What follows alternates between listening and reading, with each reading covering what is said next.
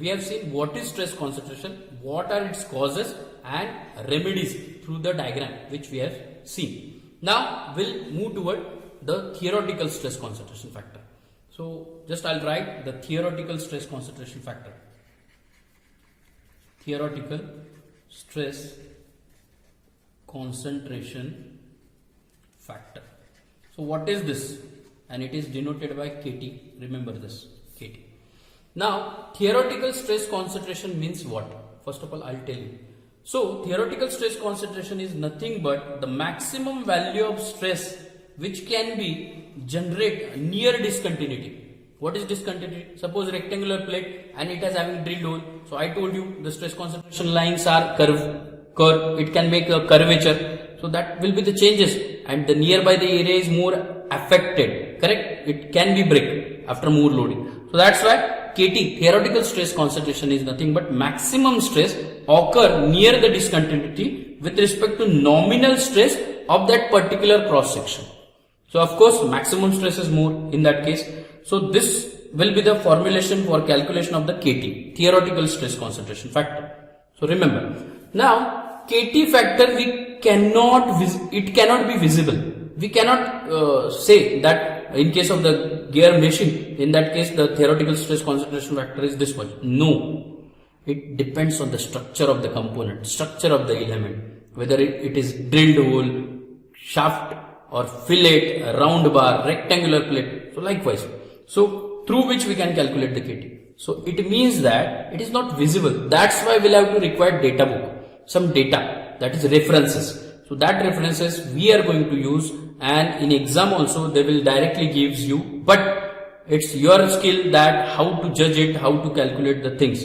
Remember, in case of the fluctuating load, all the numericals itself include the answer, but it's our duty to find out that answer carefully. Correct? Now here are the few charts I have quoted over here. You can see why this chart and how to what we need to calculate from this. So as I told you, I hope you understood this. KT means theoretical stress concentration factor. Generally it can be calculated by maximum stress which is occur nearby the discontinuity with respect to nominal stress. Now we'll see one by one these graphs and their indication and how to find out this theoretical stress concentration factor. Now see here, this will be the first graph. First graph indicate right corner they have mentioned this is the rectangular plate with drilled hole. Correct? So rectangular plate, it has having width W, diameter of the drilled hole small d, and P is the force acting on a both end, that is of course tensile force.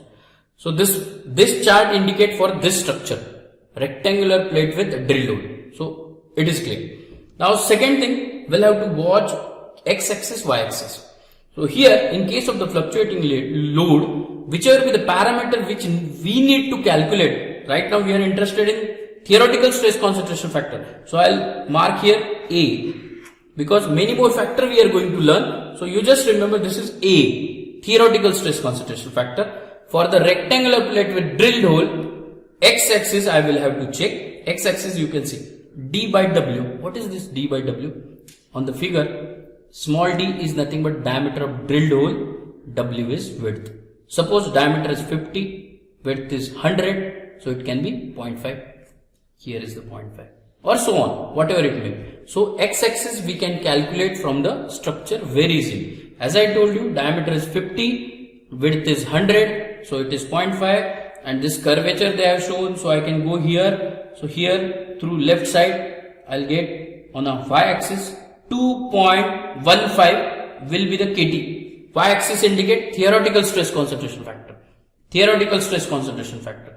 And through which I can say for 0.5 it can be 2.15. Correct? So likewise I can directly write 1.5. Correct? And then we'll have to calculate maximum stress and nominal stress from the material given by the material from the respective material. Clear? So first chart shows that rectangular plate with drilled hole, x-axis D by W. We can get easily that value from the structure, and through which we can calculate KT. Is that clear? First thing. Second thing, for this KT, as I told you, it is maximum stress divided by nominal stress. So maximum stress we can calculate by the, or we can say it is a permissible stress. It is depends on the material of that respective component. But for the nominal stress we can calculate. So here tensile force is there. So I can say sigma T is equal to, remember this, as I told you in first session of this unit, that sigma O will have to consider tensile stress, bending stress, shear stress, that is in terms of 0. That is sigma O, tau O, that is nominal stress. So see here tensile force is acting on a structure, sigma T is equal to sigma O is equal to, stress means what? Load by area. Load means P. Here is load P. Area. Which area? The stress area. Which area? See here. So here area is W is width, diameter is D. So W width on which drilled hole is there. So that area would be W minus D with respect to particular thickness it is having. The rectangular plate, it is having some thickness. So W minus D into T. Remember this equation we have prepared from the chart. Chart shows P by area which W minus T into its thickness. So this will be the nominal stress. First chart. I hope you understood. All the charts are helpful for finding out KT only. Clear? For this structure, rectangular plate with drilled hole, we'll have to use this chart. Very important. Second chart, you can see. Second chart indicate a rectangular plate with shoulder fillet. Now here area is changed, so that's why shoulder fillet. Here is the fillet. If such kind of the structure, what will be the procedure to find out the theoretical stress concentration factor?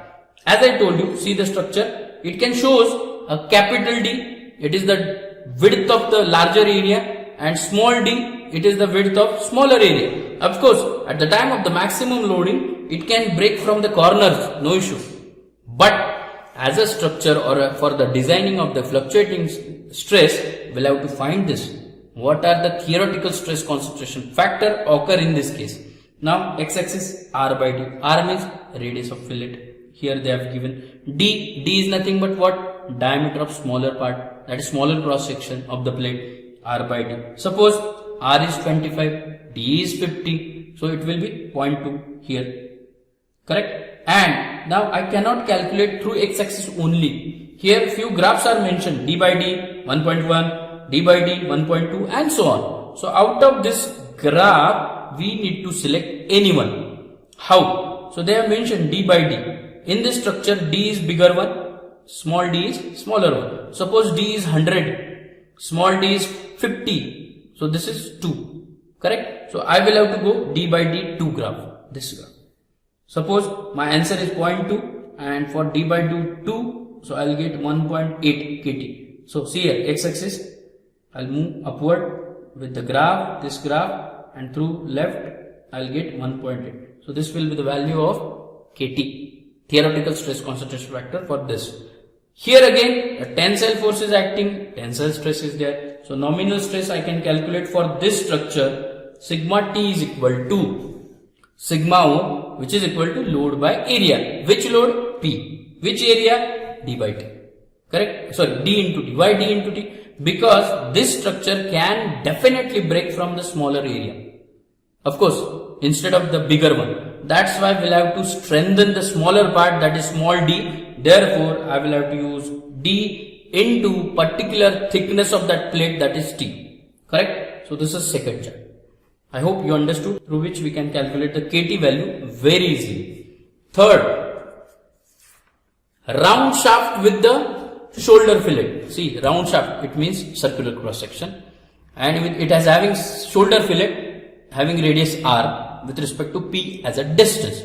Now x-axis I will have to check R by D. R is radius of fillet, D is the smaller diameter. Why smaller diameter? I told you, because at this condition or for this structure, if I apply maximum load, it can be break from the corner only. But which is the weakest part? Smaller diameter. That's why we need to consider on a x-axis smaller diameter, that is R by D. Suppose R by D is 0.2. So I need to select D by D graph. So D will have to check 100, small d is 50, again 2, d by d 2 graph. So again I'll move from this end to this, and towards the y-axis I'll get the theoretical stress concentration factor Kt from the third graph. So structure, you just understand the structure, very important. And the nominal stress for this structure, now this is round, so I can say it is also tensile, no issue. But because of the round shaft, I can say the nominal stress is nothing but load by area. Which area? Now here circular cross section. For that circular cross section, what will be the area? Pi by 4 d square. Which d? Small d. Why? Because it can be break from the small d only as compared to bigger one. Correct? So we'll have to strengthen the weaker part. Therefore, nominal stress sigma O is equal to P by area. Area is cross section is circular. Therefore, pi by 4 d square. So this will be the third chart through which we'll have to calculate the theoretical stress concentration factor very easily. So throughout the structure, throughout the fluctuating load chapter, we'll have to use these graphs. So I hope you understood this first, second and third graph. So we'll move toward the fourth one.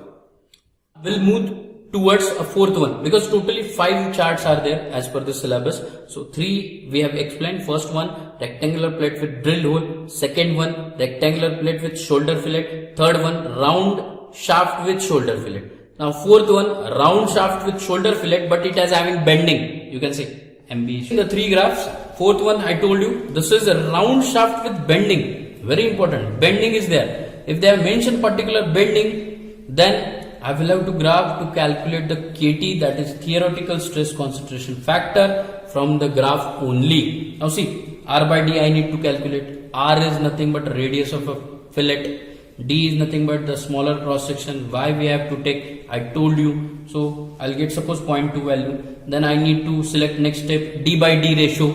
So from that structure, capital D by D, through which I'll get, and from which I can calculate the y-axis, that is Kt, and that would be the theoretical stress concentration factor for the particular structure. Now nominal stress, of course bending is there, bending stress, that is sigma b, I would say. Sigma b is equal to sigma O, we can consider as a nominal stress, which is equal to mby by I. I told you how it came in first lecture of this, mby by I. For the circular cross section, if I take pi by 64 d raised to 4, and in case of the y, d by 2, it will give me 32 mb by pi d cube. So that will be the nominal stress value for this structure. Now we'll move toward the fifth graph. It is the round shaft with shoulder fillet, which include the torsion or twist. In that case, see, torsional moment, MT. I mentioned instead of MB, MT is there. Graph structure is same. X-axis R by D, Y-axis Kt, and this graph we need to select D by D from the structure, and through which I will have to find the theoretical stress concentration factor here. Correct? So very simple, same process we need to follow from the chart. Everything is given, just your point of view. As per the reading the structure properly, you need to find out theoretical stress concentration factor. Now after that, the equation for it, actually this is the shear, torsional shear stress. So tau O I need to consider is equal to MTR by J. How it came I told you. Then for the circular cross section, it can be J is pi by 32 d raised to 4, and R is nothing but neutral axis distance, that is d by 2, through which I'll get 16 mt by pi d cube. So likewise, these are the 5 graphs through which we can easily calculate the theoretical stress concentration factor from the structure. Correct? So I'll repeat. First graph we have seen about the rectangular plate with drilled hole. For that, nominal stress we have seen. Second, in case of rectangular plate with shoulder fillet, we have seen the structure, Kt find out, and nominal stress P by D, D into T. Then third one is a round shaft only with shoulder fillet. It don't have any bending. So in that case also we have seen the equation for the nominal stress.